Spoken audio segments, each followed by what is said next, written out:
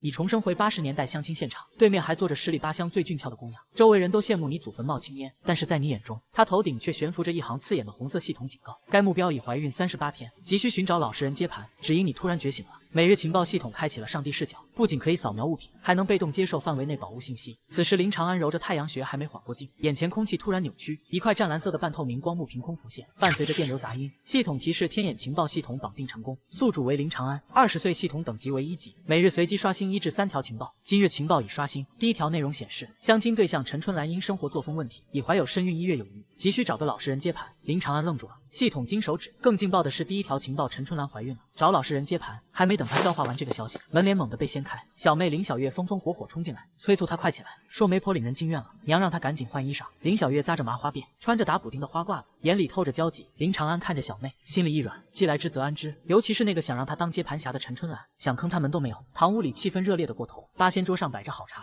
父亲林德贵正一脸讨好的给媒婆张婶添水，母亲周桂花拉着一个圆润姑娘的手，笑得合不拢嘴，只夸这姑娘长得俊，一看就有福气，能不高兴吗？林长安名声臭大街了，如今有个城里回来的好姑娘主动上门，老两口感觉像被馅饼砸晕了。媒婆张婶吐着瓜子皮，眉飞色舞。陈春兰这丫头十里八乡出了名的，要不是看林家长安长的精神，这好事哪能轮到他们？旁边的陈春兰低着头，一副害羞小媳妇样，手却下意识护在小腹上。这一幕落在林长安眼里，简直就是明晃晃的讽刺。林长安掀帘而出，虽然穿着旧汗衫，但身姿挺拔，眼神清亮，跟以前那个缩头缩脑的懒汉判若两人。张婶热情招呼春兰相中他了，今儿就把日子定下来。林长安站在屋中间，声音不大，字字清晰。这亲事我看就算了。屋里瞬间死寂，林德贵端茶的手僵住。陈春兰猛地抬头，眼里闪过慌乱和恼怒。林德贵以为听差了，又问了一遍。林长安重复到这亲事他不答应。林德贵把茶杯重重往桌上一顿，指着林长安鼻子混账玩意儿，人家姑娘看上你是祖坟冒青烟，还挑上撒泡尿，照自己什么德行？周桂花也急了，说三儿是不是没睡醒？春兰多好的姑娘！媒婆张婶脸黑了，质问老林这就是他家家教，看不上早说，犯得着羞辱人？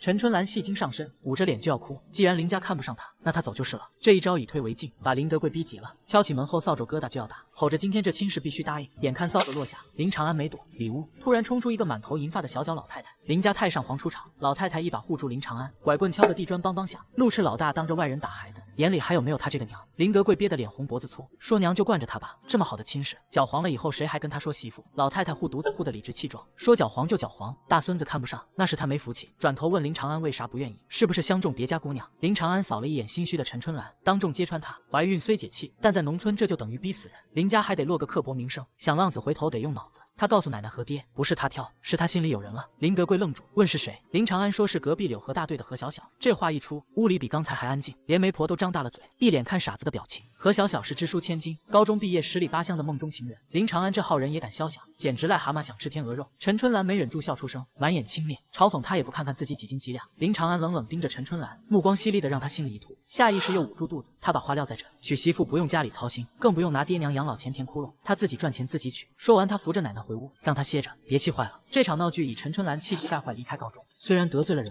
但林长安觉得值，至少这顶绿帽子没扣头。上午饭桌上气氛沉闷，看着盆里照得见人影的苞米碴子粥和黑咸菜，林长安肚子咕咕叫。太穷了，想赚钱得有真金白银。他换出系统面板，今日情报新刷新了一条：村口江边西侧芦苇丛深处向东走300米，大柳树左拐有一窝未被发现的野鸭蛋，共24枚以及一只受伤的灰褐野鸭。林长安眼睛瞬间亮了，野鸭蛋还有肉。他3两口扒完粥，起身背起墙角的竹筐，说出去转转，给家里改善伙食。林德贵瞪眼问他又去哪鬼混？林长安神秘一笑，大不出门，第一桶金就从这芦苇荡开始。7月午后，毒辣辣的日头晒得人头皮发麻。村口老槐树下，爱嚼舌根的刘老年眼尖，扯着嗓子喊林家3小子把媒婆气走了，是被赶出来要饭。周围一片哄笑。林长安脚步一顿，要是原身早骂街了，但他只是淡淡一笑，说他是去发财。刘老年笑得烟袋锅子乱颤，问去芦苇荡发财，抓蛤蟆还是摸泥鳅？这都7月了，野鸭子早飞了，哪还有蛋给他捡？林长安说，万一瞎猫碰上死耗子，不再理会嘲笑，按系统指引直奔江边。芦苇荡里闷热潮湿，全是腐烂水草味，蚊虫成群结队往脸上扑。林长安被咬了好几个包，深一脚浅一脚的在泥坑里穿行，向东走300米，大柳树左拐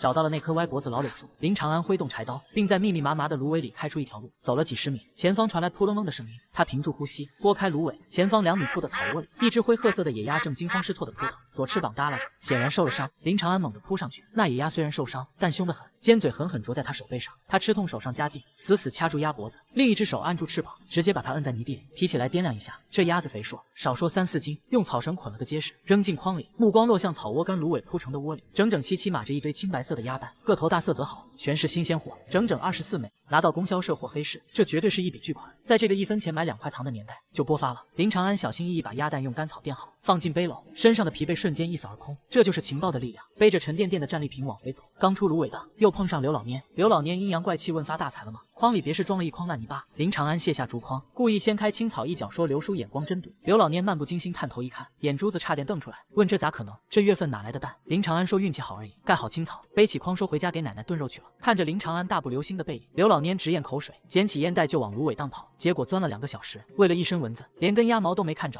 狼狈回家。林长安进了自家小院，喊娘和小妹快出来！正在灶台发愁晚饭的周桂花擦着手跑出来，问他一惊一乍的干啥。林长安把筐往地上一放，掀开青草，露出里面的宝贝，说：“今晚不喝粥了，吃肉。”周桂花看着那只肥鸭子和满满一窝蛋，愣了足足3秒，才猛地捂住嘴，惊呼问：“这是哪来的？”周桂花这一嗓子动静大的差点把房顶给掀了。他2手在围裙上胡乱蹭了2下，抢不上前，眼珠子瞪得溜圆，死死盯着竹筐。一只肥的流油的灰野鸭子被草绳捆成粽子，还在那扑腾。干草窝里整整齐齐码着一堆青皮鸭蛋，个顶个的大。周桂花问三儿：“这真是他弄回来？”他伸手摸了摸鸭蛋，凉丝丝的，是真的。他猛地抬头看儿子，眼神像见了鬼，又像是第一天认识这个平日里游手好闲的小子。林长安把筐往灶台边一搁，说：“运气好，这就叫瞎猫碰上死耗子。这鸭子估计跟别的鸭打架伤了翅膀，飞不动，让他给捡了个漏。”周桂花乐得嘴都合不拢，说：“这哪是捡漏，这是老天爷赏饭吃。这一筐蛋够家里吃半个月。还有这鸭子这么肥，少说3、4斤。”小妹林小月闻声跑出来，一看筐里的东西，眼珠子亮得像灯泡，口水差点决堤，问哥：“这是肉吗？他们要吃肉了吗？”小丫头扒着筐沿，想摸又不敢摸，那副馋样看得林长安心里发酸。这年头农村孩子肚里没有水，一年到头也就过年见点荤腥。林长安揉了揉小妹脑袋，说：“吃今晚就吃，让娘赶紧烧水杀鸭。这鸭子受伤养不活，趁新鲜赶紧炖。”周桂花也不心疼柴火，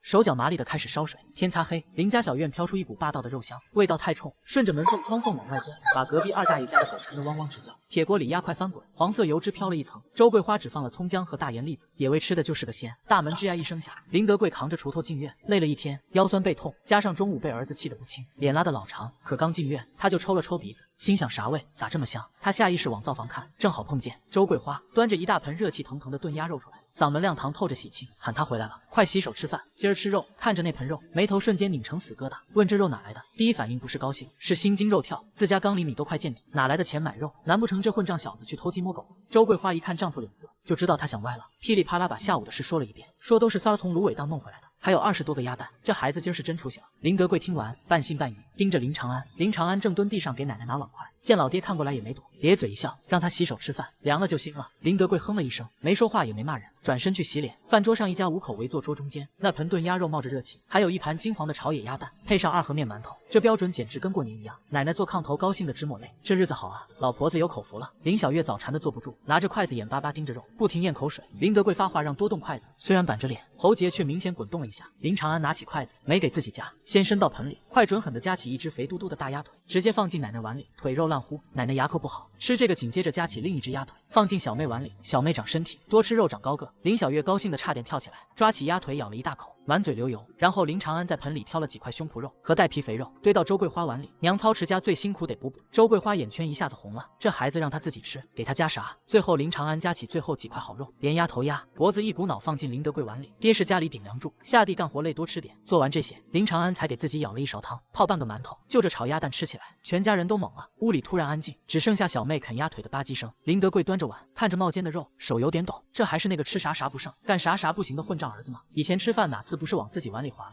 今儿这是咋了？林长安抬头看见老爹那见了鬼的表情，忍不住笑问他：“看他干啥？吃啊，怕他有毒啊？”林德贵嗓子眼像被堵住，一句骂人话也说不出，低下头狠狠咬了一口。鸭肉真香，但吃进嘴里，心里头酸溜溜又热乎乎的。奶奶含糊不清道三儿长大了，懂事了乃高兴。林长安大口嚼着馒头，心里异常平静。上一世没让父母享福，这一世要把遗憾补上。一顿饭吃的全家心思各异，但那股热乎气是这么多年头一回。夜深，林家几口人回屋睡觉，林长安躺在西屋土炕，听着隔壁父母低语。周桂花问他爹说：“三儿真转性了吗？”林德贵哼了一声，说：“装的吧，看他能装几天。”周桂花说：“他看不像，那眼神都不一样了。”林德贵说：“行了，睡觉，明天还得下地。”林长安勾起嘴角，慢慢来吧，扭转印象，光靠一顿肉不够。他闭眼换出系统，午夜12点，新情报刷新，天眼情报系统1级，今日情报已刷新。第一条后山老龙洞附近，北坡向阳处，2棵老松树中间生长着一株无匹叶的野山参，品相极佳，目前尚未被人发现。第二条小妹林小月今天看见隔壁二丫穿了件的确凉的新裙子，羡慕的偷偷哭了一场。他做梦都想要一件那样的新衣服。林长安猛地睁眼，睡意全无。吴匹耶那可是野山餐里的极品，在这个年代就是硬通货，就是巨款。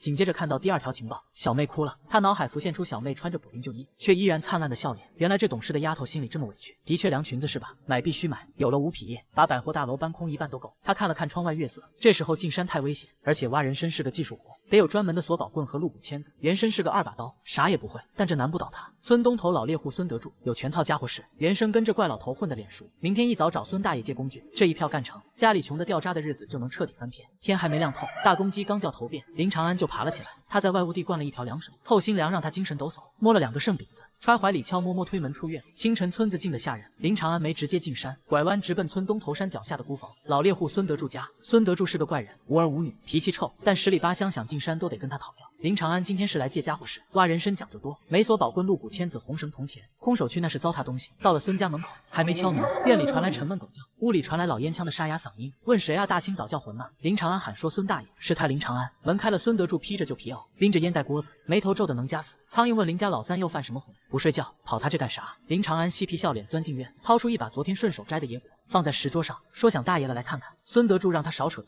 说无事不登三宝殿，问他是不是惹祸了，想躲2天，没门让他赶紧滚回去下地。林长安正色说他想进山，孙德柱停下动作，金光一闪，问干啥？掏鸟窝还是抓蛤蟆？说山里全是蚊子猛虫，问他细皮嫩肉遭得住吗？林长安说他去碰碰运气，看能不能抬个棒槌。孙德柱嗤笑一声，说就凭他问，他知道4品叶和5品叶咋分吗？别看了2本小人书就当自己是把头，让他赶紧滚蛋。林长安说他是认真的，想借孙大爷那套家伙事试试，索宝棍和鹿骨签子，他就在后山转悠，不进深山。孙德柱一口回绝说不借，说老祖宗传下来的吃饭家伙，能借给生瓜蛋子，弄坏了赔得起吗？死山里还得让他爹找他要人，嫌麻烦这老头嘴真毒。林长安不急，他瞥了一眼趴窝里的大黄狗胡子，这狗平时凶得很，这回懒洋洋摇着尾巴，肚子微鼓。系统情报显示，孙德柱家的大黄狗怀崽了，急需营养。林长安叹口气，蹲下身，居然伸手去摸狗头。孙德柱急了，喊别摸咬人，结果胡子只是呜咽2声，舒服的眯起眼。林长安一边顺毛，一边漫不经心说，他看他不咬人，倒是有点烦，问孙大爷这狗是不是配上？他看这肚子，少说1个月了。孙德柱愣住，快步过来蹲下细看，问他怎么看出来他这狗是狼串子？性子也这2天食量大，不爱动，但他没往怀孕想。林长安一本正经说他看他乳头火，肚子沉，眼神也没以前凶，这就叫母性。孙德柱摸了摸狗肚子，果然有硬块，老脸褶子瞬间舒展。他说咋这么能吃？好家伙，这是要有后，老猎户一辈子孤单，狗有后比自己娶媳妇都高兴。林长安趁热打铁说怀咱母狗得补补，光吃苞米面不行的，吃肉他这趟进山主要想打点野味。孙大爷借他工具，回头打着野鸡野兔分他一半，给虎子补补身子咋样？这一招投其所好，直击软肋。孙德柱犹豫了，看看林长安，又看看狗，吧嗒2口烟，说他小子眼神倒挺毒。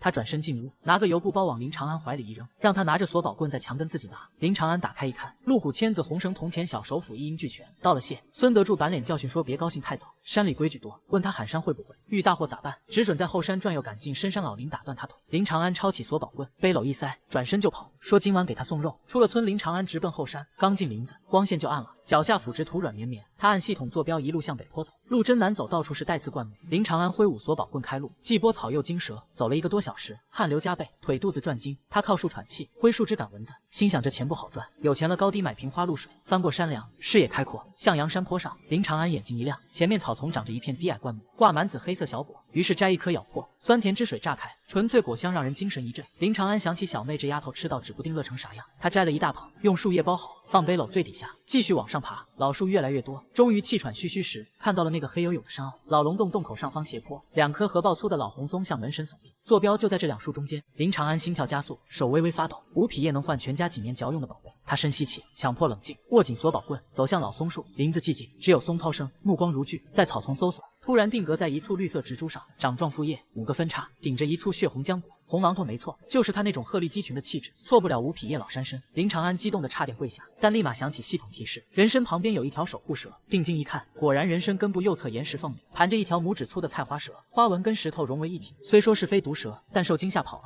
弄断身躯就亏大了。林长安掏出早就准备好的干艾草，点燃屏住呼吸，轻手轻脚把冒浓烟的艾草扔到蛇的上风口，浓烈烟味飘过，蛇吐性子，受不了这味，蜿蜒着游向草丛消失了。最大的障碍清除，这株价值连城的5匹叶归他，拿出红绳铜钱。前，跪在地上，神情肃穆。借了工具就得守规矩，这叫敬畏。他默念一句：“棒槌大哥，得罪了跟兄弟回家享福去吧。”林长安拿起索宝棍，准备开始这辈子第一次抬餐。他小心翼翼掏出带铜钱的红绳，这是老辈儿留下的规矩，叫锁餐。传说老山参有灵性，不锁住它闻着生人味儿，土遁跑。虽说林长安是个重生的现代人，不信怪力乱神，但这回用了孙德柱的工具，就得按人家的规矩办，求个心安。手有点抖，红绳轻轻绕在茎叶上，打活结铜钱压妥了。红绳一系，这棒槌插翅难飞。接下来是细致活。林长安拿起鹿骨签子，在人参周围1尺画了个圈。开盘，他嘴里念叨着，用签子一点点剔除腐殖土。这活看着简单，实际上要命。身躯细得像头发，撕断一根，价格就得跌个跟头。日头升高，林子里闷得像蒸笼，汗水顺着额头流进眼睛，遮得生疼。他连擦都不敢擦，生怕手抖碰断了须子。1寸2寸土从玻璃参头露出来，修长苍劲，密密麻麻全是根筋。林长安数着数，心跳如雷。几十年的老活，又过了2个钟头，林长安腰快断了，膝盖跪没了知觉，但眼睛越来越亮。这最后一层土劈开，这株人参全貌显露，主体饱满，皮色老黄，纹路像铁线圈。最绝的是体态，主根粗壮，2条腿分得开开的，像个迈步奔跑的小胖人。细长的身躯舒展开足有1尺多，缀满珍珠点。林长安没忍住爆了粗口，这品相说是6品叶也有人信。他深吸一口气，双手捧土猛地一较劲，整株人参带着泥土芬芳稳稳偷在掌心，那种沉甸甸的手感让他想吼两嗓，但他忍住了。财不露白，别把狼招来，找来新鲜苔藓和桦树皮，做成专业的餐包子，包好放进背篓，最底层盖上厚树叶，最后压上1大捧蓝莓做掩护。这趟赚翻了。下山路好走，但林长安走得慢，得护着宝贝。刚到半山腰，下面传来焦急呼喊，喊的是三儿，你在哪呢？是老爹林德贵。林长安应了一声，说他在这。灌木丛被粗暴扒开，林德贵扛着锄头满头大汗钻出来，鞋上全是泥，一脸焦急和怒。一见林长安，火气腾得上来，说个臭小子，大清早没人影，想急死他，地里活不干跑深山老林喂狼，要有个好歹，让他和他娘咋活？林德贵扬手要打，林长安没躲。这年头山里真有野兽，老爹是真担心。林长安笑嘻嘻让他消消气，说他这不是想给小妹弄点好吃的吗？让他看这是啥。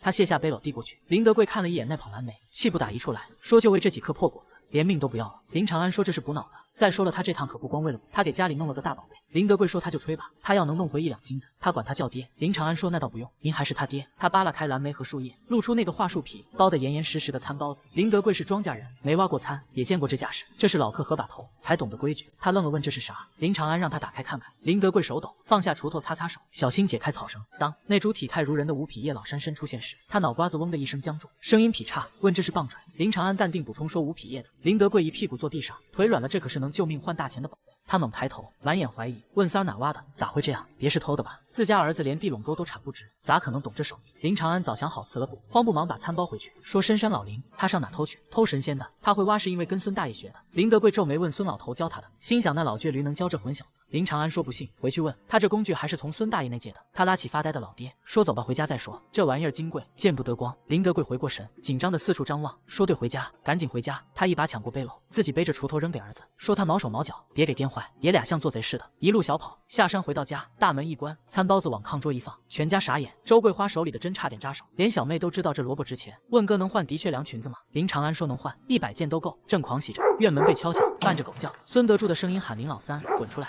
林德贵脸色变了，问三儿这餐是不是他偷人家孙老头的？林长安说真不是，让他去开门。门一开，孙德柱黑着脸，拎着棍子，气喘吁吁问咋回事。一上午没动静，他寻思林长安让黑瞎子舔了。工具要是丢了，他扒他的皮，原来是担心他和工具。这老头刀子嘴豆腐心。进屋后，老猎户鼻子一抽，问啥味土腥气这么重？目光落在炕桌上的餐包子上，虽然包着桦树皮，那股药香瞒不住行家。孙德柱挤不过去，掀开树皮，老头倒吸凉气，老眼瞪圆，问5匹叶是他挖的。林德贵紧张的冒汗，说孙大哥，这是三挖的。他说是您教的。孙德柱表情古怪，教个屁，他就借了套工具，但这抬餐手法根须完整，炉头完好，比老把式都地道。这小子无师自通。孙德柱深深看了林长安一眼，只见林长安正冲他挤眉弄眼，一脸讨好。老头子心里动了一下，要是拆穿了，这父子俩指不定怎么闹。而且这小子用他的工具挖出5匹叶，传出去他脸上也有光。孙德柱咳嗽2声，背着手摆出高深莫测的样子，说是他指点了他2句。他斜眼看林德贵，说这小子平时不着调，但赶山有点天赋。他就随便说了个方位，有宝气，没成想他真挖出来。林德贵激动地握住孙德柱的手，说孙大哥，您是他们家的大恩人。孙德柱说行了，别整虚的。看着人参说东西不错，是老货，能卖好价钱。他检查完归还的工具，顺手接过林长安递来的蓝莓，扔嘴里说算他小子手脚干净，东西挖到了赶紧处理，别在村里嚷嚷，财不露白，懂不懂？老头带着狗走了。林德贵一脸感叹，让三儿以后对孙大爷尊敬点，这是真本事。林长安暗笑这助攻神了，浪子回头的人设彻底立住。接下来就是把这株吴匹叶变成真金白银。那一宿，林家老两口几乎没合眼，吴匹叶锁在红漆柜底，钥匙挂林德贵脖子上，睡觉都不敢摘。第二天蒙蒙亮，林德贵顶着黑眼圈爬起来，让老婆子找那个最厚实的蓝布包袱，再弄俩煮鸡蛋，这就进城。林长安打哈欠问至于吗？又不是炸弹。林德贵摸着胸口，要是说他懂个屁，这可是家里的命，让他路上机灵点，别瞎打岔。爷俩出门，林德贵想去镇上收购站，熟门熟路，林长安拦住说不去镇上去县城。林德贵问那么老远，折腾啥？镇上老刘还能坑他？林长安说公家买卖，他能自掏腰包吗？他听孙大爷说了，县里药材公司急缺老山参给省里领导配药，价格给的高，镇上那就是二道贩子，一倒手少赚多少。其实这是系统情报显示，县城收购站急需高品质野山参，收购价比镇上高5成，但为了让老爹信，还得拉孙德柱当挡箭牌。果然，林德贵一听是孙德柱说的，立马松动，问真能多给？林长安说那必须的，卖了参正好给小妹扯布做裙子，给娘买红糖，给爹打好酒。林德贵吧嗒嘴，心动了，说行，去县城借对李大青马，借了马车，爷俩一路向北。林德贵鞭子甩得响，大青马跑出一路黄烟。林长安坐在车斗，换出系统，今日情报已刷新，第一条县城药材收购站长，正为完不成精品野山参指标发愁，若有人送吴匹叶，愿出高价。第二条线百货大楼纺织品柜台有一批因印染瑕疵被退回的的确良穗花布，内部低价处理，不要票。售货员李大姐正为儿子结婚彩礼钱发愁了，不仅卖餐稳了，小妹的裙子也有着落，这年头的确良紧俏，还得要票。这批不要票的瑕疵布简直是捡漏。林德贵回头问他笑啥呢？林长安说没啥，想这棒槌能卖多少钱？问爹估摸着。林德贵说怎么也能卖个300-400吧。林长安说胆子放大点，张开五指翻了一下，说少了这个数不卖。林德贵差点扔了鞭子，问500说穷疯了吧？那能盖3间大瓦房。林长安说让他瞧好吧。3个小时后，马车进县城，爷俩寄存马车，直奔药材公司。2层小红楼，一股中药味，柜台后戴眼镜的中年男人正烦躁的打算盘，眉头紧锁。林德贵小心翼翼问同志收药材不？男人头都不抬，说墙上贴着价自己看，普通货色去后院。林德贵被噎住，林长安上前一步，指关节敲击柜台，说领导有个大家伙，后院收不了，得他亲自长眼，声音不卑不亢。男人停下算盘，抬头打量，小伙子穿的旧，但精神眼神亮，不像一般泥腿子。他问大家伙多大，也鸡脖子，还是老党参？林长安压低声音说吴匹叶的老山参。男人猛地站起，带倒椅子，态度180度大转弯，快步走出，招呼老乡，快里面请，让人倒好茶。进了接待室，门一关，林德贵哆哆嗦嗦解开包袱，露出餐包子。男人戴手套，拿放大镜，小心掀开桦树皮。吴匹叶芦头修长，根须如铁线。男人连声赞叹说好东西，真是好东西，几十年老货，挖得太讲究了，皮都没破。足足看了10分钟，男人摘手套说老乡，这餐他们收了，特等野山参，市价500，他做主，给加100，600块，咋样？600。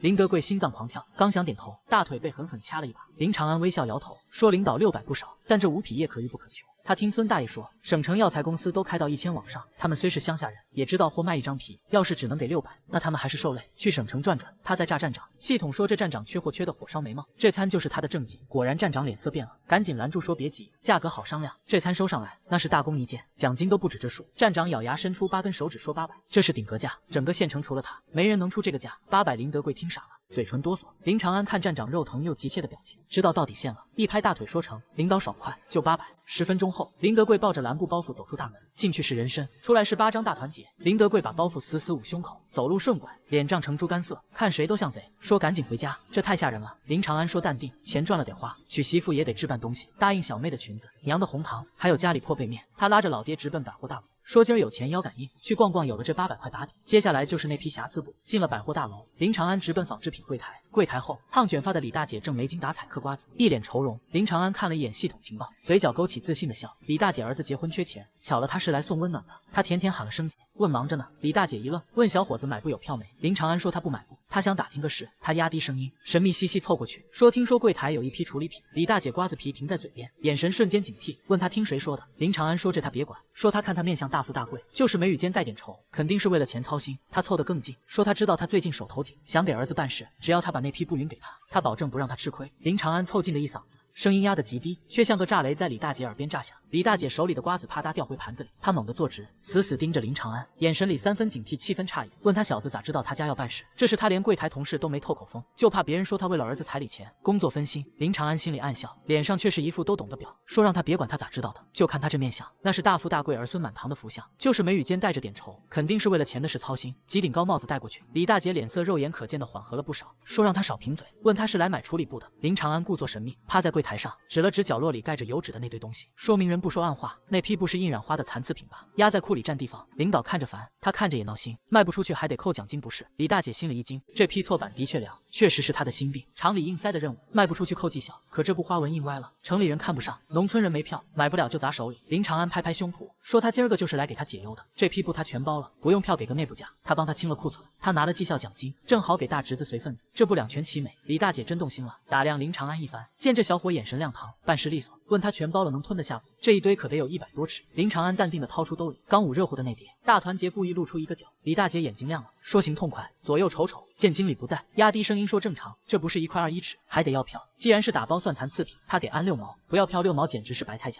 要知道这年头的确凉，可是高档货穿身上滑溜溜挺刮裤，村里大姑娘小媳妇做梦都想有一件。林长安二话没说，直接数钱，60多块钱拍在柜台上，换来了那一大捆花花绿绿的布料。李大姐数着钱，乐得脸上的粉都快掉下来，库存一清，奖金稳了，儿子彩礼也有着落了，夸他是个办大事的人，以后有啥需要的尽管来找他。林长安顺杆爬，又从兜里掏出一把大白兔奶糖塞过去，说沾沾喜气，祝大侄子早生贵子。这一手直接把李大姐哄得心花怒放，临走还特意送了2把红头绳当赠品。出了百货大楼，林德贵背着那一大捆布，整个人都是飘的。问三这么多布还不要票，才6毛钱。林德贵觉得自己这辈子见识不够用了，他在村里累死累活干1天工分，折下来也就几毛钱，儿子这一转手就省了好几十。林长安把玩着手里剩下的钱，这就是信息差，人家急着清库存，他们急着买，让他爹走，再去买点别的。爷俩又去了副食店，这回林德贵不拦着了，儿子说买啥就是啥，2瓶好酒，2斤红糖，1大包大白兔奶糖，还有给小妹买的几个花发卡。最后林长安去肉铺割了5斤肥膘肉，油汪汪的白肉提在手里，看着就流口水。回程路上太阳西斜，马车堆得满满当当，林德贵赶着车，嘴里哼着小曲，鞭子甩得比来时还响，夸三这脑瓜子灵光。回到青山村，正是收工时候，村口大柳树下聚满了人。林家的大青马车一进村，立马吸引了所有目光，村民议论纷纷，眼里全是羡慕嫉妒。刘老年正蹲石头上磕烟袋，看见这一幕，眼珠子都红了。林大哥发财了，这是把家底都掏空了吧？林德贵刚要拉脸，林长安抢先一步坐在车斗，冲刘老年扬了扬手里的肉，进城帮亲戚办点事，顺便捎带点，日子该过还得过，总不能天天喝凉水不是？这话滴水不漏，既没漏腹，又把刘老年噎了回去。马车进院，周桂花正在喂鸡，小妹林小月蹲地上数蚂蚁。林长安跳下车，把大块肉往周桂花怀里一塞，说今晚炸肉酱吃捞面。林小月尖叫一声冲过来，紧接着林长安像变戏法似的掏出大白兔奶糖和发卡，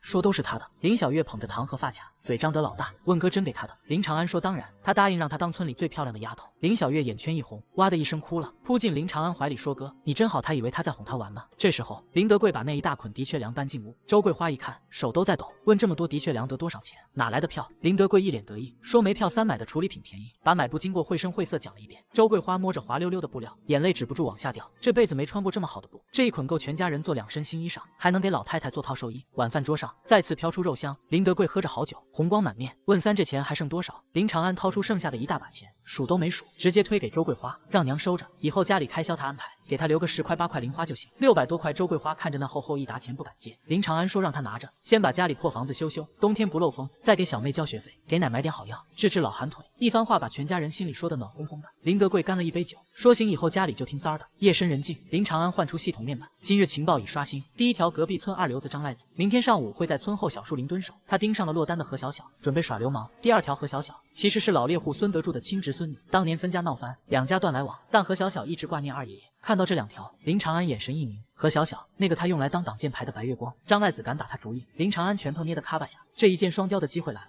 既能救何小小拉近关系，又能利用第2条情报解开爷孙心结，把孙德柱这条人脉彻底稳固，月头爬上树梢，知了叫的人心烦。林长安提着2斤肥肉和几尺的确粮布，大步流星出了门。他先去趟大姐家，把东西放下。大姐林明芳看着肉和布，眼圈红红的，直问弟弟是不是发财了。林长安没多解释，借口家里有事，匆匆往回赶。青山村和隔壁柳河大队中间隔着一片野鬼林，树密草深，大白天也阴森森的。林长安走到林子边，特意放慢脚步，一阵惊慌，呼救声顺风飘来，声音不大，显然被捂住了嘴。林长安眼神一凛，攥紧顺手抄的一根粗木棍，猫腰摸过去。林子深处，大槐树下，何小小正被逼在角落，他怀里死死抱着个竹篮子，脸色煞白，浑身发抖。那个满脸麻子的张赖子正嘿嘿淫笑，一步步往前凑。张赖子让何小小别跑，说就是想跟他聊聊人生，顺便亲热亲热。何小小喊他别过来，他要喊人了。张赖子有恃无恐，说这大晌午鬼影都没一个，喊破喉咙也没人理他。他猛地伸手抓向何小小胳膊，篮子啪嗒掉地，鸡蛋碎了一地。张赖子被抓了一下，恼羞成怒，抬手要扇，骂他给脸不要脸。今天非办了他！一块石头带着风声飞来，精准砸在张赖子后脑勺上。林长安从灌木丛窜出，借着冲劲，抬腿就是一脚，狠狠踹在张赖子腰眼上。张赖子直接飞出去2米，啃了一嘴。何小小惊魂未定，眼泪瞬间流下来。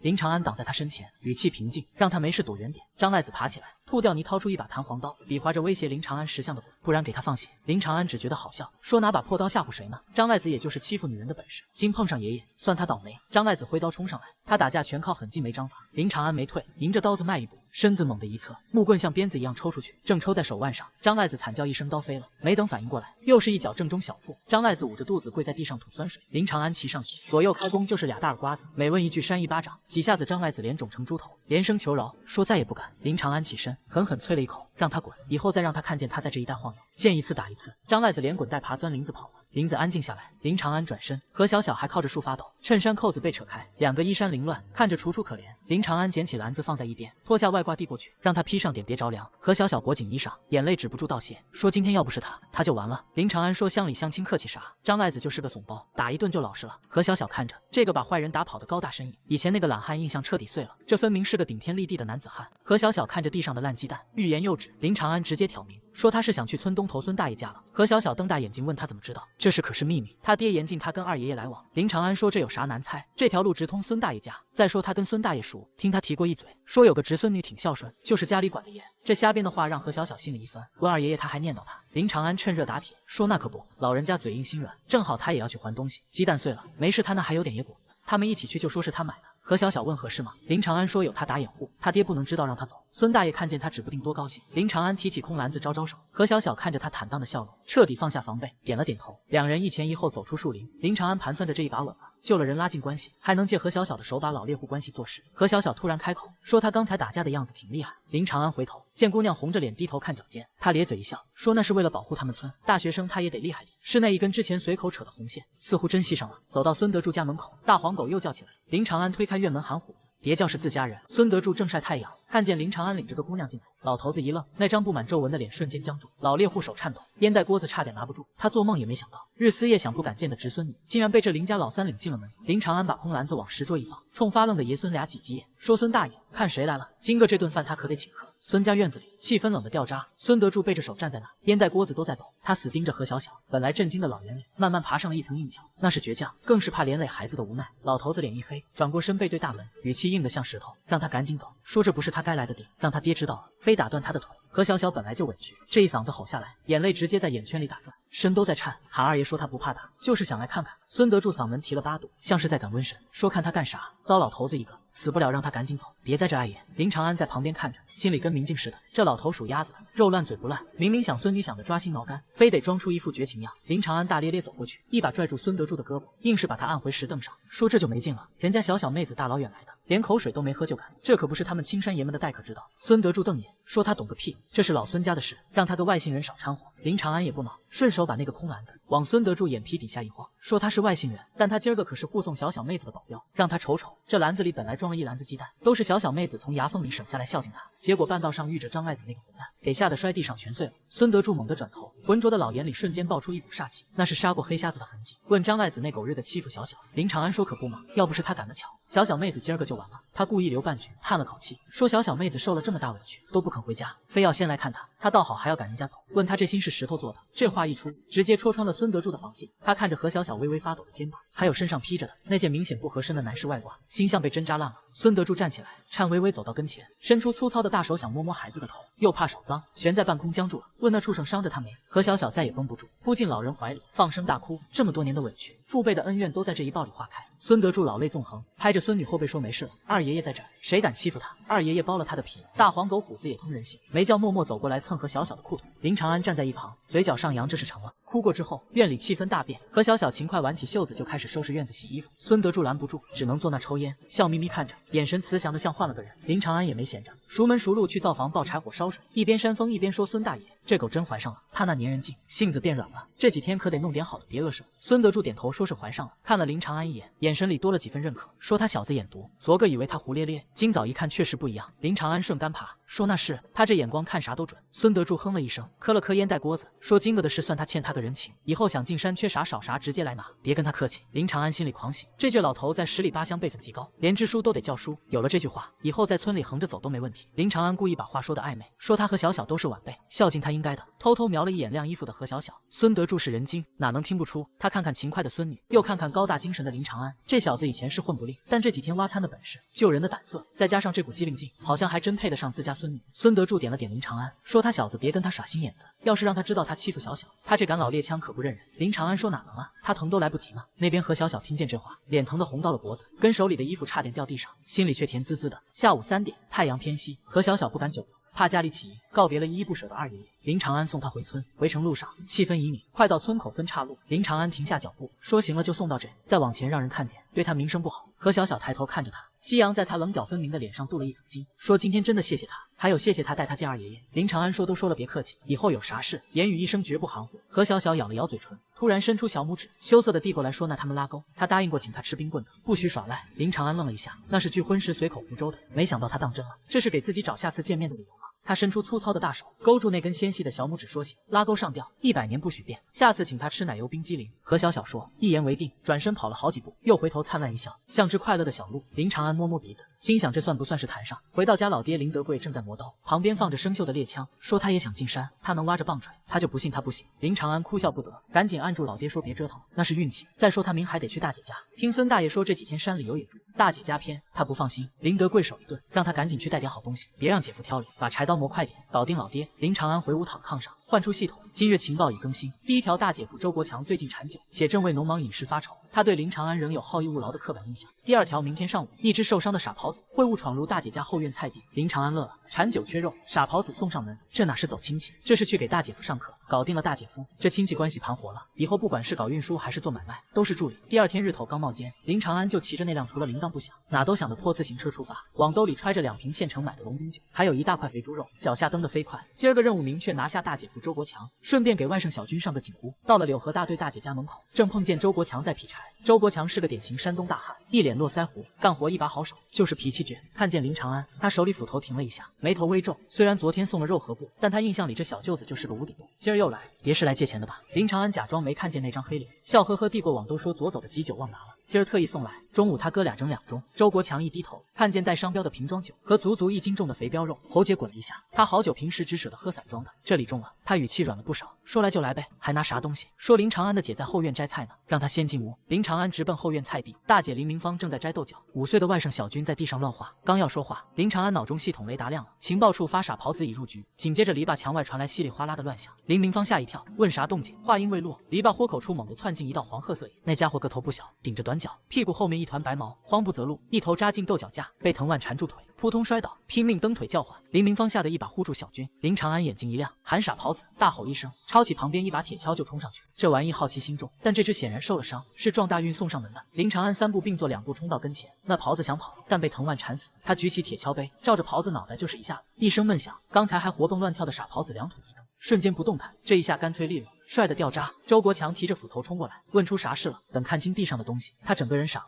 问狍子咋跑菜地来了。林长安扔了铁锹，拎起狍子后腿掂了掂，说少说50-60斤，说这叫天降横财。看来今个这顿酒是老天爷赏的，不喝都不行。周国强看着肥硕的狍子，又看了一脸淡定的林长安，黑脸终于绷不住，露出了大笑，夸他运气绝了。这只狍子的出现彻底打破了隔阂。农村人讲究吉兆，小舅子一来就带财，这是福星。接下来处理大家伙。周国强想动手，被林长安推开，说姐夫是大功，这种粗活他来，今儿他就歇着等吃现成。林长安挽起袖子，烧水退毛开膛破肚，一套动作行云流水，刀子像长了眼，眨眼功夫，狍子被收拾得干干净净，切成均匀肉块。周国强眼珠子都直了，问他啥时候学会这一手。印象里这小舅子油瓶倒了都不服。林长安说跟村里孙大爷学的，艺多不压身。这句话听在周国强耳朵里，比啥都顺，只要肯学肯干，就是好样的。进了灶房，林长安霸占灶台，大铁锅烧热，一大勺猪油扔进去，呲啦一声爆香葱姜蒜，一大盆狍子肉倒进去，大火翻炒至焦黄，半瓶白酒去腥，最后加水猛炖，另一口锅也没闲着，猪肉炖豆角，油汪汪的乱炖，不到1个钟头，霸道的肉香把周国强肚子里的馋虫全勾出来。他坐在外屋顶，抽着烟袋，眼睛直往灶房瞟，喉咙里像有只小手在挠。跟老婆子说他们仨这手艺比公社大师傅都强。中午12点开席，红烧狍子肉，软烂脱骨，色泽红亮；猪肉炖豆角，油光发亮，再配上拍黄瓜和炸花生米，这桌菜比过年都硬。林长安给周国强倒满龙冰酒，自己也满上，说这杯敬姐夫，这么多年多亏他照顾他弟，以前他混蛋，没少让他们操心，这杯酒赔罪。说完一仰脖干了。周国强眼圈一红，说过去的不提了，只要他以后好好干，姐夫也不是小心眼。一口酒下肚，再加块狍子肉，周国强眼睛亮了。夸味正烂乎，几杯酒下肚，他搂着林长安肩膀，恨不得当场拜把子，说以前姐夫看错了他，现在他有手艺有力气，以后日子差不了。林长安笑着应和，转头看向吃得满嘴油的外甥小军，正事还没办呢。他放下筷子，脸色突然严肃，问小军最近是不是总跟村里那帮小子去河边玩？小军愣了一下，看了看他爹，缩脖子说没去。林长安说他刚才在村口听人说，他昨天还跟人在河边比谁尿得远，是不是？其实是诈他的。小军一慌，支支吾吾不敢说话。周国强酒杯一顿，眼珠圆瞪，骂兔崽子。说过多少回，不许去河边当耳旁风是吧？林长安拦住周国强，压低声音，像讲鬼故事，说小军他跟他说个真事，前2天他在江边看见水鬼了，专门抓他这么大的小孩，抓住了往水底拉，当替死鬼。小军吓得面色凝重，骨头都掉了，问真的？林长安说当然真的，而且那水鬼托梦说这2天就要抓人，他要不想被吃肉，这几天离河边远点。小军哇的一声哭了，说他不去了，让就别说了。林长安看火候到了，从兜里掏出一把大白兔奶糖塞过去，说这是奖励他不去河边的，要让他知道他偷着去，以后1块糖没有，还得让他爹把他屁股打开花。小军保证肯定不去。周国强在旁边也没拆穿，这吓唬比打2顿管用。1顿饭吃到下午，周国强喝高了，趴桌上睡着。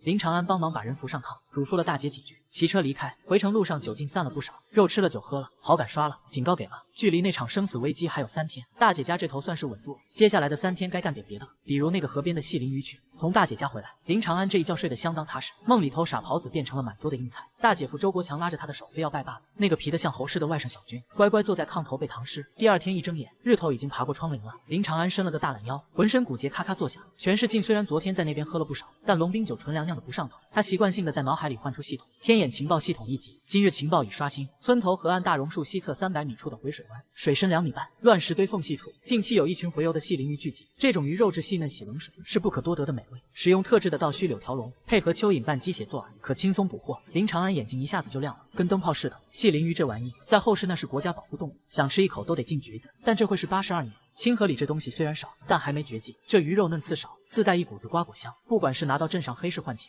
还是送给领导走人情，那绝对是硬通货。最关键的是，这东西娇贵出水就死，必须得现抓现吃。林长安心里盘算着，正好家里的肉吃的差不多了，换换口味，顺便给那个李队长备点礼。要想在村里彻底站稳，光有钱不行的，想抓这鱼光靠钓竿那是扯淡太慢。系统给的那个倒须柳条笼才是神器，但这边框窝篓的手艺，林长安是个2把刀，原身以前除了掏鸟窝手巧，干正经活那是10根手指头全是棒槌。不过没事，他有个手巧的鸟。周桂花那是10里8乡出了名的巧手，那鞋底剪窗花边席子，闭着眼睛都能弄。林长安出了屋，看见周桂花正坐在院子里的槐树底下包豆角，凑过去蹲在旁边帮着包了2下，说娘她求他的事。他拿起一根树枝在地上画了起来，说让他能不能帮他编个东西，就用后院那堆柳条子。周桂花问编啥？是背篓吗？林长安说不是背篓，是鱼笼，但这鱼笼跟平时那种不一样。他一边画一边比划，讲得头头是道，说这口得做成漏斗状的往里缩，还得加上一圈倒着的须子，这样鱼钻进去容易，想出来就会被须子挡住，这就叫有去无回。周桂花是行家，看了一眼地上的图，眉头一挑，说这就跟那个捕苍蝇的罩子一个理。林长安竖起大拇指夸娘聪明，说他要3个大点的结实点。周桂花把豆角盆一推，拍了拍手上的土，说这有啥难的，等着他这就给他弄。不过问三儿他弄这玩意干啥？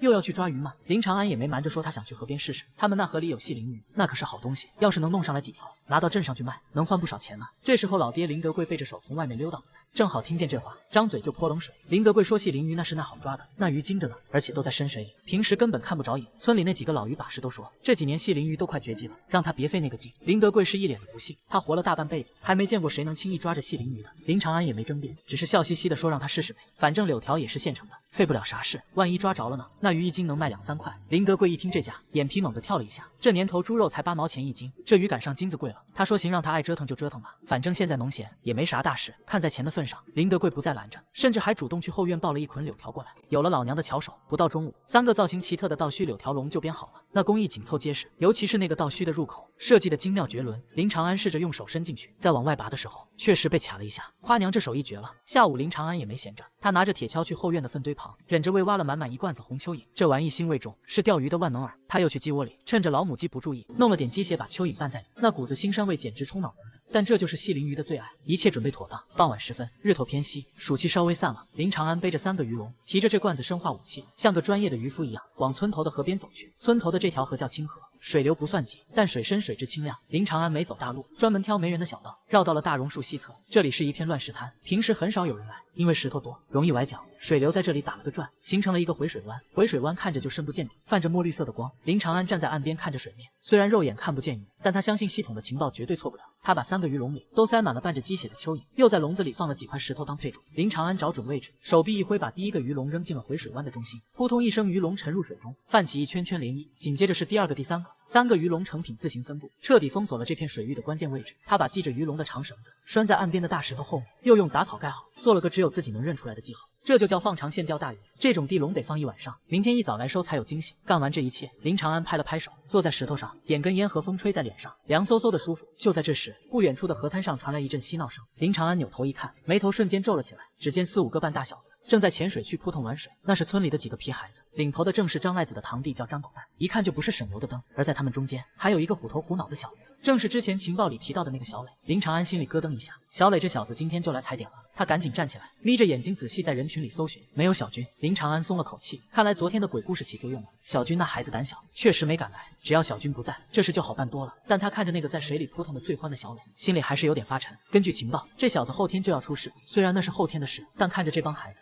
在没有任何大人看管的情况下玩水，林长安还是忍不住想管管。林长安把烟头一扔，站起身，冲着河滩大吼了一嗓子，让那边的都给他上来。那几个孩子吓了一跳，回头看见是林长安，都有点发愣。林长安捡起一块石头，作势要扔，吼他们天都要黑了，还在水里刨着，不怕老鳖咬他们，让他们赶紧滚回家吃饭去。张狗蛋认出了林长安，不屑地吐了口水，说是林老三，他管得着吗？这河是他家开的。林长安乐了，这小子跟他哥一个德行，现收拾他也没废话，直接迈步往河滩走去，那架势像是要揍人。他说张狗蛋，他哥张赖子都被他打服了，他是不是也想尝尝滋味？要不要他现在把他裤衩子给扒了挂树上？一听这话，张狗蛋脸色变了。张赖子被打的事已经在村里传开了，听说被打得挺惨，牙都松了。林老三现在的名声那是真敢动手的主。张狗蛋喊了一声快跑，说林老三发疯了，带着几个孩子连滚带爬地上来，抓起衣服就跑，连屁股都没顾上擦。那个叫小磊的孩子跑在最后，还回头瞪了林长安一眼，眼神里透着股不服气的倔强。林长安看着这帮熊孩子的背影，无奈的摇了摇头，他能管这一次，管不了下一次。腿长在他们身上，心长在他们肚子里，尤其是那个小磊，一看就是个刺头，越不让他干啥他越要干啥。林长安叹了口气，看来那场劫是躲不掉了。林长安重新检查了一下鱼笼的绳子，确定伪装的天衣无缝后，才转身离开。回家的路上，天已经彻底黑了，村子里升起了袅袅炊烟，空气中弥漫着柴火和饭菜的香味。林长安走在乡间的小路上，心里盘算着明天的收获。如果系统没骗人，明天早上这3个鱼笼里将装满白花花的银子，而这笔钱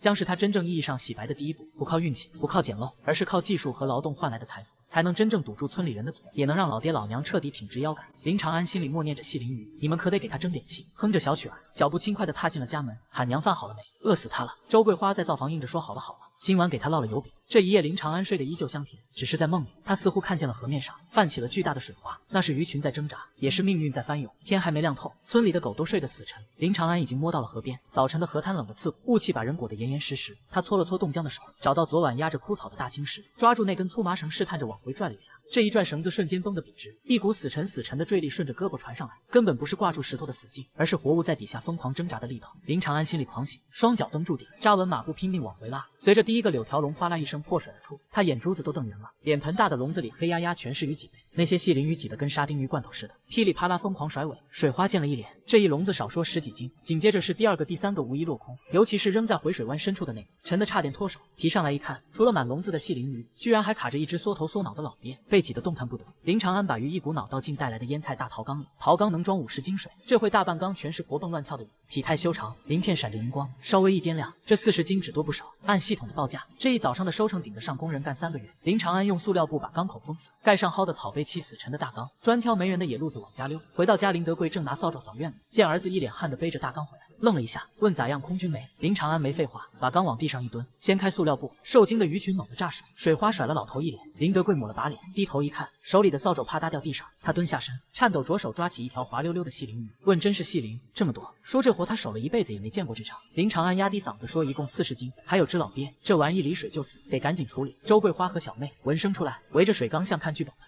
周桂花发愁，问这么多咋吃？林长安斩钉截铁说卖，他去镇上。林德贵直摇头，说镇上供销社给那几分钱收购价，亏死他。林长安说不去供销社，去鸽子市。这3个字一出，林德贵吓得脸都白了，说那是投机倒把，被抓了得蹲大狱，让他可别作死。林长安说，现在政策松了，没那么严，他有门路。听说镇上几个领导想吃这口鲜，他不摆摊，直接找买主，神不知鬼不觉。其实这是系统情报显示，镇上黑市近期对鲜鱼需求量大，价格小涨，而且系统还给了个要命的提示：刘老年眼红他家吃肉，昨晚盯了他一宿，今早看他背鱼回来，正准备去大队部举报他，搞资本主义歪风。这鱼留在手里就是雷，换成钱揣兜里才是肉。林长安问他爹，舍不舍得这100多块钱打水漂？100多块，这数字直接击穿了林德贵的心理防线。他咬咬牙，狠狠一跺脚让他去，要是有人查，扔了鱼就跑，保人要紧。林长安手脚麻利的把鱼分装进2个蛇皮袋，绑上自行车后座，跟他娘说老鳖留着晚上炖汤，早饭他不吃了。出了村，林长安特意绕了远路，避开刘老蔫的视线，一路狂蹬。到了镇上，鸽子是藏在小巷子里，天亮就散。林长安到的时候，巷子里稀稀拉拉几个人，他推车转了一圈，卖鱼的极少，2条半死不活的鲫鱼都要1块。稳了他找个角落，解开袋子口，没2分钟，一个穿中山装戴眼镜的中年人路过，眼神往袋子里一扫，走不动道问这是细鳞。林长安说刚出水的，还在喘气。中年人伸手摸了摸滑腻的鱼身，眼睛亮了，问多少钱？林长安说2块5，不讲价包圆2块4。中年人嘬牙花子，这比猪肉贵3倍。林长安说这东西可遇不可求，让他去供销社看看有吗？拿回去招待客人，那面子是猪肉能比？这话说到心坎上了。中年人正愁没硬菜招待领导，当即拍板说这一袋他都要，让他跟他去前面院子过秤。这人多眼杂，交易很顺利。那中年人是个干部，家里有秤，连皮带水，22斤算20斤，50块钱到手。林长安摸着兜里5张崭新的大团结，心里那个美。接着他又转了一圈，把剩下20斤分批卖给了几个饭店采购，一共进账98块，加上之前的，手里有110块巨款。林长安找个没人的地，把钱贴身藏好，转身进了供销社，买了2瓶好酒，1条大前门香烟，又要了张发票。回村路上，经过一片玉米地时，系统雷达突然疯狂闪烁警报，显示前方村口大榕树下，刘老蔫正拉着质保主任张大炮，指认他投机倒把，准备截停检查。林长安猛地捏闸，轮胎划出一道长痕，他看着远处的人影，嘴角勾起一抹冷笑。刘老蔫还真是属狗皮膏药的，鱼卖完了，钱藏好了，现在车上只有正大光明买的烟酒，想查就让他查个够。林长安重新登上车，昂首挺胸，大摇大摆地向着村口冲了过去。村口大榕树下，气氛紧得像拉满了弓。刘老蔫一脸亢奋，绿豆眼死死盯着骑车过来的林长安，像条逮着耗子的老狗。旁边站着质保主任张大炮，背着手一脸严肃。刘老蔫隔老远就跳脚喊让他停下，说张主任，就是他一大早背2大袋子鱼去镇上，这回空手回来，肯定是投机倒把，他盯他好几天了。林长安脚下没停，直接骑到2人跟前，才猛地一捏闸，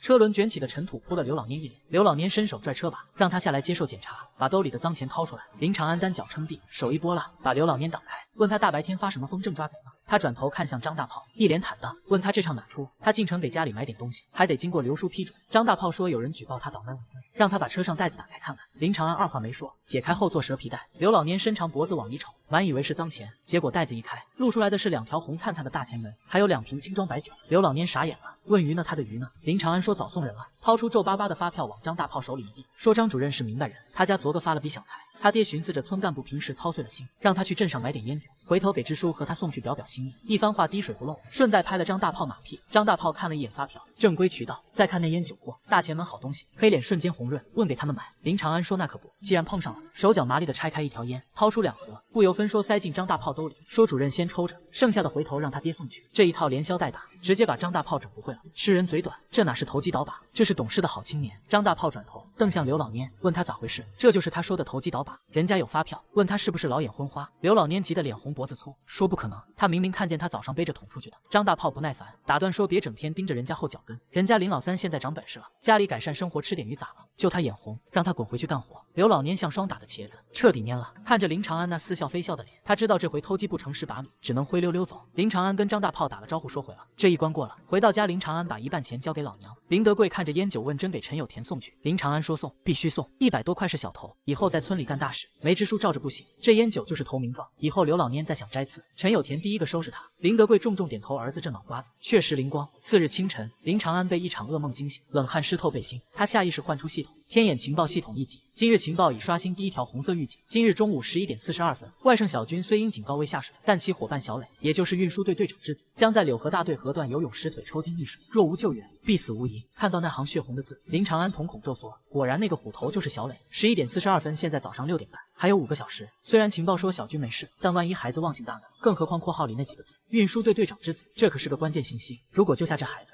就等于攀上了县运输队的关系。在这个交通靠走运输靠吼的年代，跟运输队搭上线以后，倒腾山货进城简直开了绿灯。林长安翻身下炕，动作带风。小妹迷迷糊糊问哥：“起这么早干啥？”林长安说：“有急事，去趟大姐家。”脸都没顾上洗，抓起半个凉馒头塞嘴里，推着破自行车就出了门。林长安一路狂蹬，到了柳河大队，确认小军还在炕上呼呼大睡，松了口气，但他没赶走，硬是在大姐家赖了一上午，帮大姐劈柴挑水，眼睛却死死盯着墙上的挂钟。10点、10点半、11点，每一分每一秒都是煎熬。大姐奇怪，问他是咋了，屁股长钉子了。林长安说没事，闷得慌，出去转转。11点整，林长安走出院子，直奔河边。烈日当空，路上没人，还没到河边，听见一阵喧闹，躲在柳树后一看，5个光屁股孩子正在脱衣服，领头的正是小磊，而小军果然也在，但他蹲在岸边石头上，手里拿根树枝，一脸羡慕地看着水里，愣是没敢下。小磊招手喊小军下来，凉快着呢。小军摇头说不去，他就说有水鬼。小磊不屑地撇嘴说胆小鬼，哪有水鬼？一个猛子扎进水里。林长安在树后暗暗点头，外甥没白当。听话能保命。看表11点40分，距离死神降临还有2分钟。林长安手心全是汗，他没立刻冲出去，现在冲出去，熊孩子一哄而散，没吃亏肯定不长记性，下次还得来。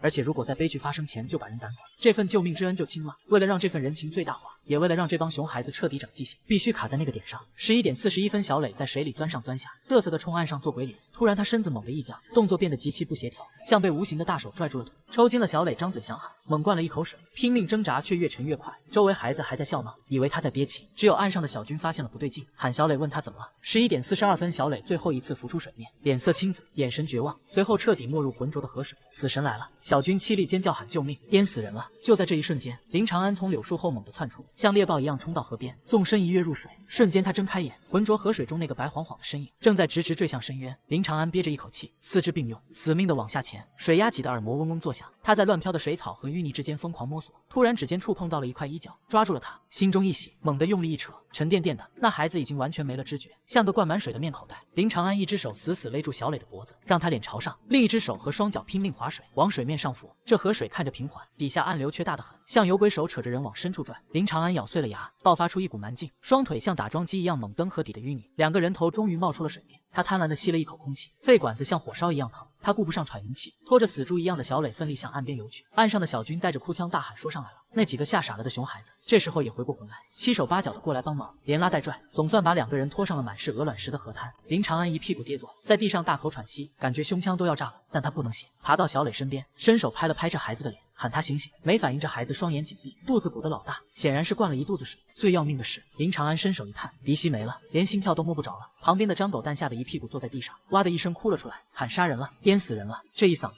把周围本来就惊魂未定的孩子彻底吓崩了，哭声一片。林长安吼了一嗓子让他们闭嘴，脑子飞快运转。这时候不远处的玉米地里钻出来几个听见动静的大人，领头的是个拿着锄头的老汉，是村里的治保委员老刘头。老刘头跑过来一看，问这不是老赵家的小子吗？这是淹死了。林长安说没死还有救，顾不上解释，迅速把小磊放平，解开他的衣领扣子，清理他嘴里的泥沙和水草。老刘头急了，扔下锄头就冲过来，说他这后生懂个啥，人都没气了，还在那下摆弄啥，让他赶紧过来搭把手，把他倒过来，扛着跑把水控出来，兴许还能活。这是农村最常见的土法子，叫牛背水，就是把溺水的人倒挂在牛背上或者人背上来回跑，利用颠簸把肚子里的水控出来。但这法子对这种心脏骤停的情况那就是催命，倒挂不仅控不出肺里的水，反而会压迫胸腔，让本来就微弱的心跳彻底停止，还会导致胃里的容物倒流，堵塞气管。林长安一把推开老刘头，说不行，不能倒过来，这是心脏停了，必须做心肺复苏，倒过来他就真死。老刘头被推了个趔趄，气得直跳脚，说他懂个屁，他是长辈，他吃的盐比他吃的米都多，让他听他的，赶紧背起来跑。周围围过来的几个村民也跟着起哄，让林老三别逞能了，赶紧按老刘叔说的办，再晚就真没救了。甚至有人已经上来要抢孩子。林长安像是一头护食的饿狼，猛地站起来，一身的煞气把众人都镇住，吼着谁敢动他一下，他弄死谁。他吼完，再也没人敢上前。林长安重新跪在小磊身侧，双手交叠，按在孩子两个乳头连线的中点，双臂绷直，利用上半身的力量，开始有节奏的向下按压。他一边按，一边在心里默数，每一次按压都要用尽全力，让胸廓下陷几厘米。周围的村民看得目瞪口呆，窃窃私语。有人问这是干啥呢？这不就是在摁死人胸脯子吗？还有人说这能救人，别是把肋骨给摁断了。闲言碎语像苍蝇一样嗡嗡乱叫。林长安充耳不闻，按压了30下。林长安停手，捏住小磊的鼻子，抬起他的下巴，深吸一口气，然后俯下身，嘴对嘴的贴了上去，人工呼吸。这一幕在这个保守的年代简直就是惊雷，人群里爆发出一阵惊呼，几个大老娘们捂住了眼睛，又忍不住从指头缝里偷看。老刘头气得胡子乱颤，说这成何体统，光天化日之下，俩大老爷们这就亲上，说这是耍流氓，这是伤风败俗。还有人说林老三这是疯了吧，想女人想疯了，对个死孩子下嘴，说造孽老赵家这孩子死了还得受这份辱。污言秽语越来越难听，林长安根本顾不上，往小磊嘴里吹了2口气，看着孩子的胸廓微微起伏，又立刻开始第2轮按压，汗水水顺着他的鼻尖往下滴，混着河水让他视线模糊。他在心里疯狂呐喊，让他快醒过来！这不仅仅是一条人命，这是他林长安翻身的关键，是他能不能在这个村里挺直腰杆，做人的筹码。1轮、2轮、3轮，时间1分1秒过去，小磊还是没动静，脸色依旧青紫。林长安的胳膊已经酸得快抬不起来，那种绝望感像潮水一样涌上来。老刘头看不下去了，又要上来拉扯，说别折腾，人都硬了，让他给死人留点体面。林长安吼了一声滚，还在坚持，但声音已经有些嘶哑。就在这时，人群外突然挤进来一个人影，一声清脆却带着怒意的娇喝，压过了所有的嘈杂，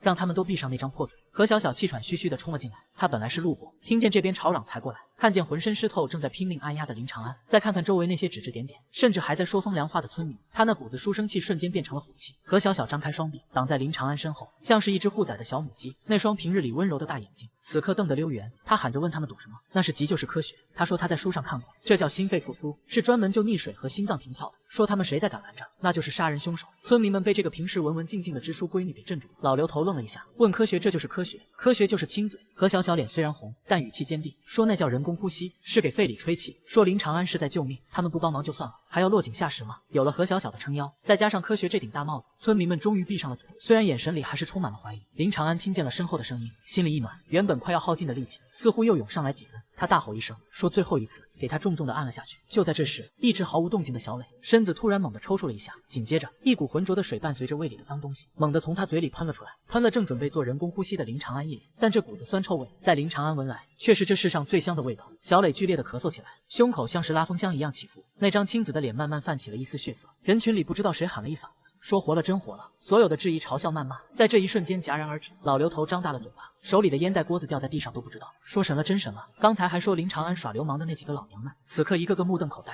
看着林长安的眼神就像看着神仙下凡，说原来亲嘴真能救命。林长安一屁股坐在地上，浑身像是被抽干了力气，连手指头都不想动一下。他抹了一把脸上的呕吐物，看着已经哭出声来的小磊，咧嘴笑了一下，说这小子命真硬。何小小赶紧蹲下来，掏出手绢给林长安擦脸，眼圈红红的，问他没事吧。林长安说没事，就是有点脱力。看着近在咫尺的俏脸，闻着他身上淡淡的皂角香，心情大好，说看他又当了一回英雄。何小小破涕为笑，狠狠白了他一眼，说都这时候了还贫嘴。这时候小军也扑了过来，抱着林长安的大腿，哭得鼻涕一把泪一把，说就你太厉害了，他也要学亲嘴救人。林长安笑骂了一句，让他去，小屁孩学什么亲嘴。在众人的注视下，摇摇晃晃地站了起来。此时的太阳正烈，照在他湿漉漉的身上，周围的村民们看着他，眼神彻底变了，不再是看二流子的比，不再是看笑话的戏谑，而是一种实打实的敬畏和佩服。在这个封闭落后的小山村里，能把死人救活，那就是大能耐，那就是神人。老刘头讪讪地捡起烟袋，语气变得格外客气，说林长安，赶紧回家换身衣裳，别着凉了。村民们也跟着说他真是好样的，老林家这是烧高香了。听着这些马后炮的恭维，林长安只是淡淡地点了点头。他知道从这一刻起，他在青山村的天亮了，但他并没有急着走。他看着那个刚缓过来，正一脸懵逼的小磊，弯下腰拍了拍这小子的脸蛋，说小子记住这张脸，他的命是他林叔给捡回来的，让他回去告诉他爹，说救他的人叫林长安，别记差。做完这一切，林长安才直起腰，冲何小小挥了挥手，说走了，回家吃饭。他推起倒在路边的破自行车，在那群熊孩子崇拜的目光中，在村民们复杂的注视下，一瘸一拐地往家的方向走去。背影虽然狼狈，但在这一刻却显得无比高大。林长安拖着2条灌了铅式的腿，回到家时，日头已经偏西了。刚进院，周桂花吓得扔了鞋底子，就跑过来问三儿这是咋了，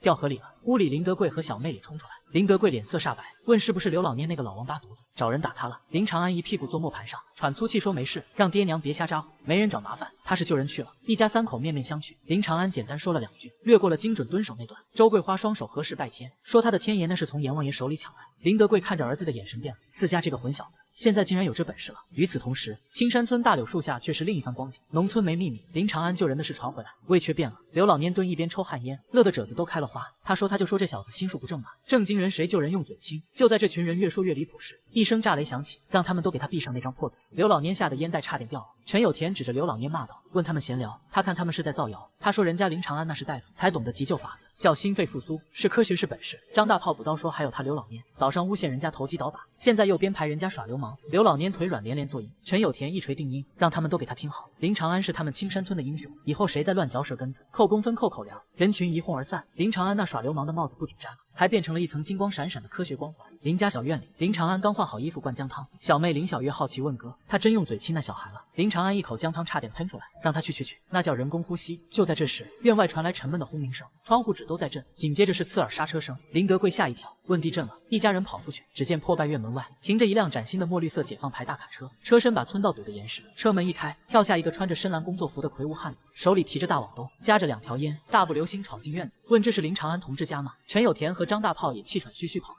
说林大哥大喜事，这是县运输队的赵大队长特意来感谢他家长安的。运输队赵队长那可是县里实权大领导，林德贵腿都软了。林长安迎上去说：“赵大哥，他是林长安。”赵德彪一把抓住林长安的手，眼中泛着水光，说：“兄弟恩人啊，要不是他家独苗就交代了，他救了他就是救了他们老赵家的命。”说着就要鞠躬，被林长安拦住。赵德彪喊兄弟，让他把东西拿进来。副驾驶跳下一个小伙子，抱着大纸箱。赵德彪指着一桌子东西说：“2条大中华，2瓶茅台，1罐麦乳精，还有这台刚提的红灯牌收音机。”围观村民炸了锅，大中华茅台收音机这一套得多少钱？刘老年躲在后面，极度的直挠墙。林德贵吓傻了，说：“这里太重了，不能收。”赵德彪说：“大叔，他不收就是看不起他。”赵德彪问：“他儿子的命还不值这点东西？”林长安大大方方接过，让爹娘收下，招呼赵大哥进屋喝水。临进屋，赵德彪转头扫视村民，目光停在刘老年身上。他说：“各位乡亲，林长安是他救命恩人，也就是他兄弟，以后谁敢欺负他，就是跟他赵德彪过不去，他让他吃不了兜着走。”全场鸦雀无声。刘老年灰溜溜跑了，这一嗓子比什么辟谣都管用。屋里酒过3巡，赵德彪压低声音说：“兄弟，他看他是个明白人，现在世道变了，光刨食吃不饱，他这运输队消息灵通，有些计划外物资，中间缝隙大着脸。”林长安心中一动来了。赵德彪说：“他要是想倒腾点山货进城，或者是弄点紧俏东西，尽管找他哥，他有的是路条，他给他开一张运输队的路条，那就是通行证，是财富的钥匙。”林长安端起酒杯敬他，2个酒杯碰在一起，这一声敲碎了贫穷，也敲开了首富之路的大门。送走赵德彪，天黑透了，一家人看着满桌礼物，久久无语。林德贵摸着收音机，手都在抖，说：“三儿，他这辈子没这么直起腰杆，今儿个他为他骄傲。”林长安笑了，这才是哪到哪，有了赵德彪这条线，有了孙德柱这门亲，好日子还在后头。周桂花抹着眼泪说：“三儿真是出息了，他这辈子没想过能有这一天。”小妹林小月抱着那台红灯牌收音机，爱不释手，小心翼翼地拧开旋钮，屋里顿时传出清亮的歌声，一家人围坐在一起，听着收音机里的歌，脸上都洋溢着从未有过的笑容。